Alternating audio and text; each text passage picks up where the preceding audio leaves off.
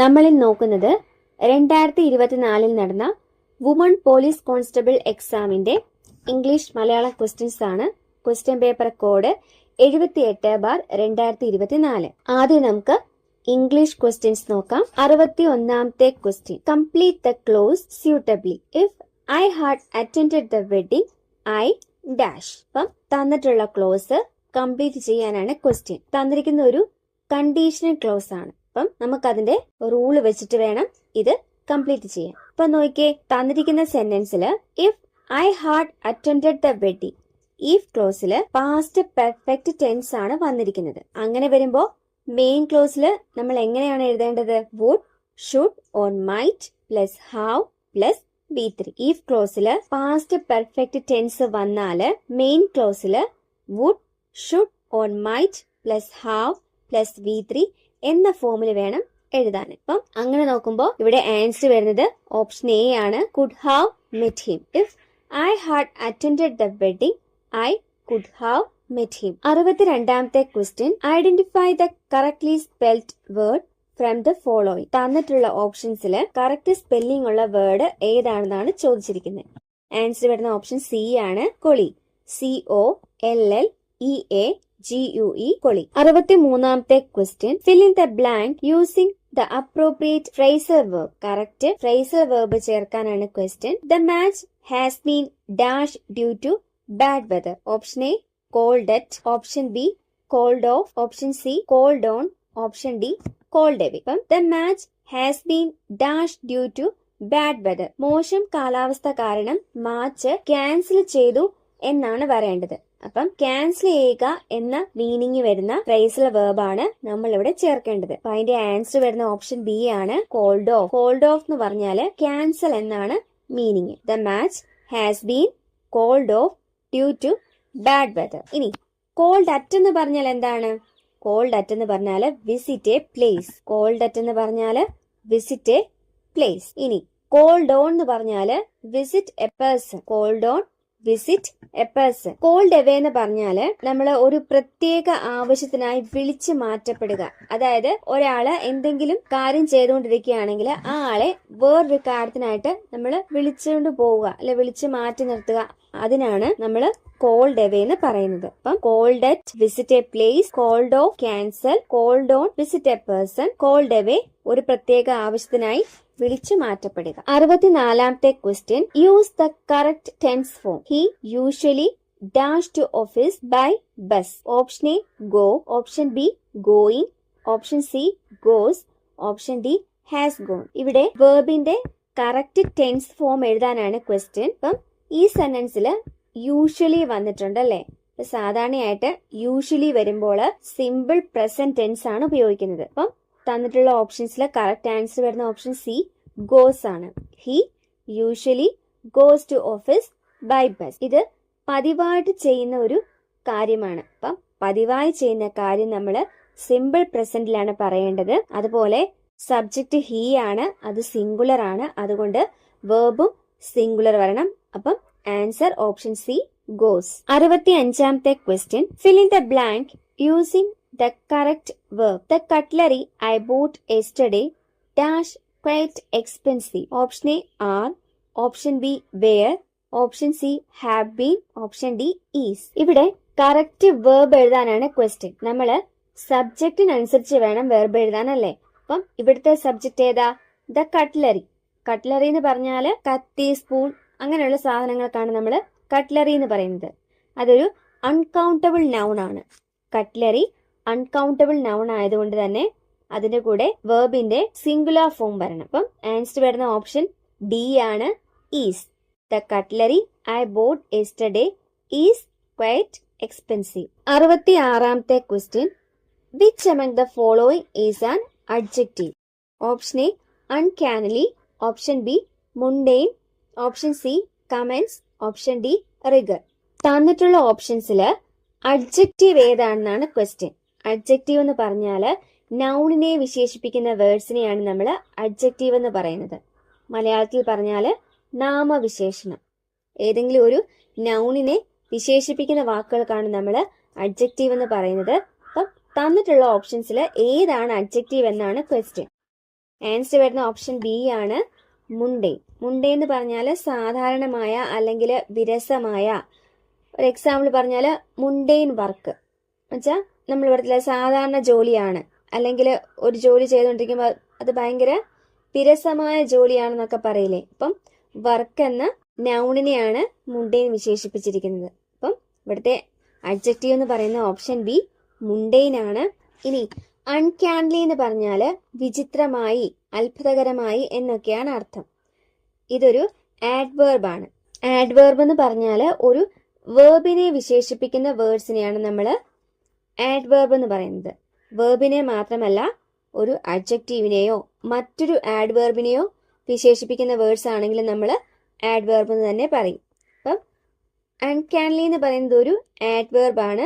സാധാരണയായി ഒരു വേർഡിന്റെ last ly വന്നാൽ അത് ആഡ്വേർബ് ആയിരിക്കും.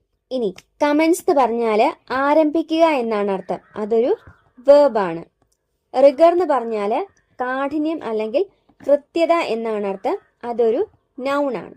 67ാമത്തെ question, change into passive voice.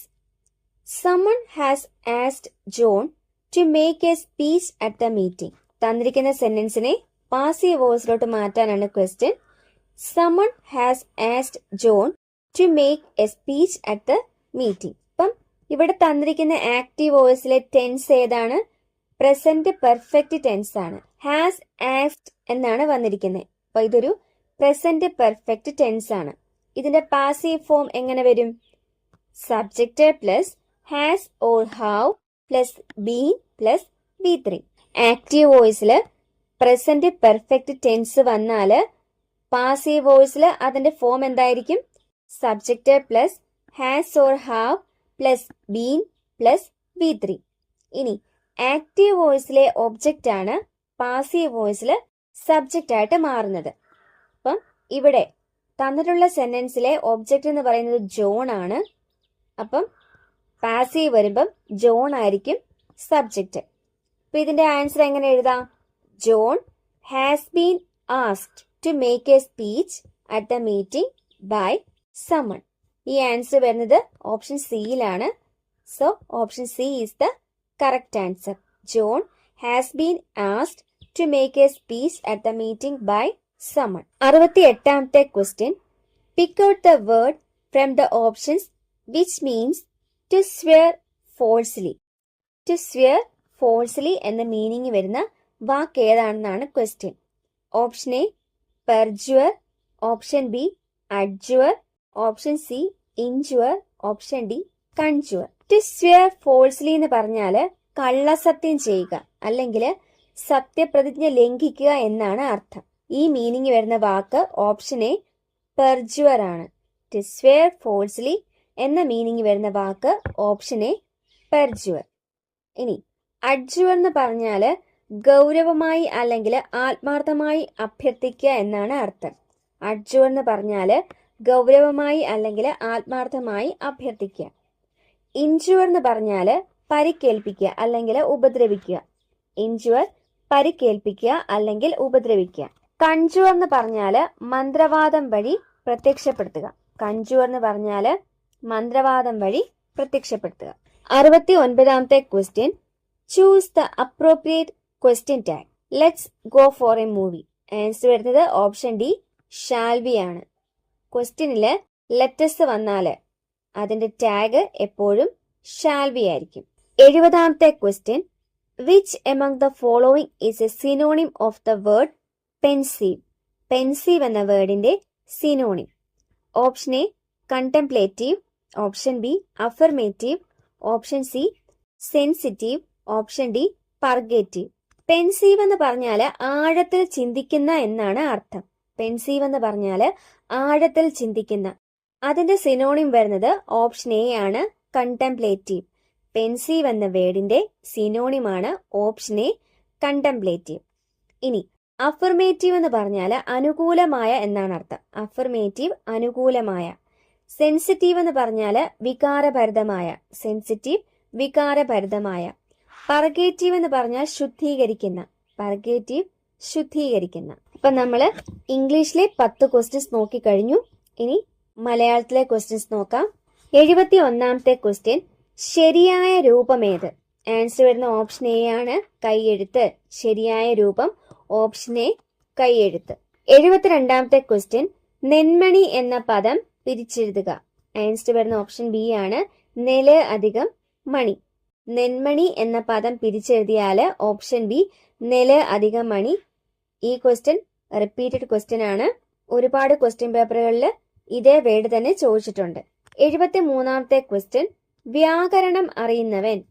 Answer വരുന്ന ഓപ്ഷൻ എ ആണ്, വയാകരൻ. വ്യാകരണം അറിയുന്നവൻ വയാകരൻ.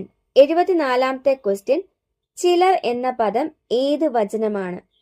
ചിലർ എന്ന പദം ഏത് വചനമാണ്? ആൻസർ വരുന്ന ഓപ്ഷൻ സി ആണ്, അലിംഗ ബഹുവചനം. അലിംഗ ബഹുവചനം എന്ന് പറഞ്ഞാല് നമ്മൾക്ക് ആ വാക്ക് വായിക്കുമ്പോൾ അത് പുല്ലിംഗമാണോ സ്ത്രീലിംഗമാണോ എന്ന് മനസ്സിലാകത്തില്ല. ചിലർ എന്ന് പറഞ്ഞാൽ അതിൽ ആണും പെണ്ണും ഉൾപ്പെടും. അതുകൊണ്ട് ഇതൊരു അലിംഗ ബഹുവചനമാണ്. 75ാമത്തെ ക്വസ്റ്റ്യൻ, പല്ലവപുടം വിഗ്രഹിക്കുക. ആൻസർ വരുന്ന ഓപ്ഷൻ ഡി ആണ്, പല്ലവത്തിന്റെ പുടം. പല്ലവപുടം വിഗ്രഹിച്ചാല് ആൻസർ ഓപ്ഷൻ ഡി, പല്ലവത്തിന്റെ പുടം. അതിന്റെ അർത്ഥം പറഞ്ഞാല് തളിരിലകളുടെ മടക്ക് എന്നാണ് അർത്ഥം. 76ാമത്തെ ക്വസ്റ്റ്യൻ, സമാന പദം എഴുതുക. മഞ്ഞ്. ഓപ്ഷൻ എ വർഷം, ഓപ്ഷൻ ബി പ്രാലേയം, ഓപ്ഷൻ സി മാർഗം, ഓപ്ഷൻ ഡി മഹിമം. ആൻസർ വരുന്ന ഓപ്ഷൻ ബി ആണ്, പ്രാലേയം. മഞ്ഞ് എന്നതിന്റെ സമാന പദമാണ് പ്രാലേയം. ഇനി മഞ്ഞ് എന്ന അർത്ഥം വരുന്ന മറ്റു 2-3 വാക്കുകൾ കൂടെ നോക്കാം. തുഷാരം, ഹിമം, നീഹാരം, പ്രാലേയം. അപ്പം മഞ്ഞിന്റെ പര്യായ പദങ്ങൾ ഇപ്പൊ തന്നെ പഠിച്ചു പോവുക. തുഷാരം, ഹിമം, നീഹാരം, പ്രാലേയം. തുഷാരം, ഹിമം, നീഹാരം, പ്രാലേയം. ഇനി വർഷം എന്ന് പറഞ്ഞാൽ എന്താ അർത്ഥം? മഴ. വർഷം എന്ന് പറഞ്ഞാല് മഴ. അല്ലാതെ തന്നെ മറ്റൊരർത്ഥം കൂടിയുണ്ട്, കലണ്ടറിലെ വർഷം. ഇനി മാർഗം എന്ന് പറഞ്ഞാല് വഴി. മഹിമം എന്ന് പറഞ്ഞാല് മാഹാത്മ്യം അല്ലെങ്കിൽ വലിപ്പം. 77ാമത്തെ ക്വസ്റ്റ്യൻ, മാൻ എന്ന വാക്കിന്റെ പര്യായം ഏത്? മാൻ എന്ന വാക്കിന്റെ പര്യായം. ഓപ്ഷൻ എ കേസരി, ഓപ്ഷൻ ബി വാരണം, ഓപ്ഷൻ സി ഏണം, ഓപ്ഷൻ ഡി വാരിജം. ആൻസർ വരുന്ന ഓപ്ഷൻ സി ആണ്, ഏണം. മാൻ എന്ന വാക്കിന്റെ പര്യായമാണ് ഏണം. ഇനി മാനിന്റെ മറ്റു പര്യായ പദങ്ങളോട് നോക്കാം. ഏണം, ഹരിണം, കുരങ്കം, മൃഗം. മാൻ എന്ന പദത്തിന്റെ പര്യായ പദങ്ങളാണ് ഏണം, ഹരിണം, കുരങ്കം, മൃഗം. ഏണം, ഹരിണം, കുരങ്കം, മൃഗം. ഇനി കേസരി എന്ന് പറഞ്ഞാൽ സിംഹം എന്നാണ് അർത്ഥം. കേസരി സിംഹം. വാരണം ആന. വാരണം എന്നാല് ആന എന്നാണ് അർത്ഥം. വാരിജം താമര. 78ാമത്തെ ക്വസ്റ്റ്യൻ ക്യാൻസൽഡ് ആണ്. 79ാമത്തെ ക്വസ്റ്റ്യൻ, ശരിയായ വാക്യം ഏത്? ആൻസർ വരുന്ന ഓപ്ഷൻ ഡി ആണ്, നന്നായി പഠിച്ചവരെല്ലാം ഉന്നത വിജയം നേടി. തന്നിട്ടുള്ള ഓപ്ഷൻസില് ശരിയായ വാക്യം വരുന്നത് ഓപ്ഷൻ ഡിയിലാണ്, നന്നായി പഠിച്ചവരെല്ലാം ഉന്നത വിജയം നേടി. ഇനി ഓപ്ഷൻ എയിൽ എന്താണ് തെറ്റ്? മറ്റിതര സംസ്ഥാനങ്ങളുടെയും എന്നാണ് തന്നിരിക്കുന്നത് അല്ലേ? ഒന്നെങ്കിൽ മറ്റ് സംസ്ഥാനങ്ങളുടെയെന്ന് വേണം, അല്ലെങ്കിൽ ഇതര സംസ്ഥാനങ്ങളുടെയെന്ന് വേണം. ഇത് രണ്ടും കൂടെ ഉപയോഗിക്കത്തില്ല, അതുകൊണ്ട് ആ സെന്റൻസ് തെറ്റാണ്. ഇനി ഓപ്ഷൻ ബിയില് ഏകദേശം 100ഓളം, ഈ 2 വാക്കുകളും ഒന്നിച്ച് ഉപയോഗിക്കുന്നത് തെറ്റാണ്. ഒന്നുകിൽ 100ഓളം പുസ്തകങ്ങൾ, അല്ലെങ്കിൽ ഏകദേശം 100 പുസ്തകം. ഒന്നുകിൽ 100ഓളം പുസ്തകങ്ങൾ എന്ന് വേണം, അല്ലെങ്കിൽ ഏകദേശം 100 പുസ്തകങ്ങൾ എന്ന് വേണം. ഇത് രണ്ടും കൂടെ ഒന്നിച്ച് ഉപയോഗിക്കില്ല.